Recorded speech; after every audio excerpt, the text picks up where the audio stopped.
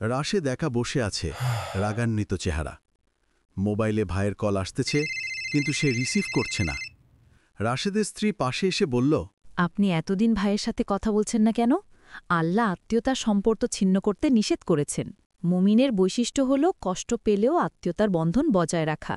স্ত্রীর কথা শুনে রাশেদ তার ভুল বুঝতে পেরে ভাইকে ফোন করে বলল, আসসালামু আলাইকুম ওরহমতুল্লাহি ওবরাকাতুহু। ভাই, আমাকে ক্ষমা করে দেন, আমি আপনার সাথে কথা না বলে গোনাহা করে ফেলেছি। ভাই আবেগে আপ্লুত হয়ে বলল, ওয়ালাইকুমুসসালাম ওরহমতুল্লাহি ওবরাকাতুহু। তুমি আমার ভাই। রাগ ও অভিমান মানুষের হৃদয়কে আত্মীয়তার বন্ধন থেকে দূরে সরিয়ে দেয়। আল্লাহ আমাদের দুই ভাইকে একসাথে থাকার তৌফিক দিক। রাশেদ ও তার ভাই একসাথে বসে নামাজ পড়ছে। আল্লাহ সেই বান্দাকে ভালোবাসেন যে সম্পর্ক জোড়ে, ছিন্ন করে না। আত্মীয়তার সম্পর্ক পুনঃস্থাপন করা আল্লাহর রহমত ও বরকত আনে। আত্মীয়তার সম্পর্ক বজায় রাখা শুধু দায়িত্ব নয়, বরং ঈমানের পরিচয়।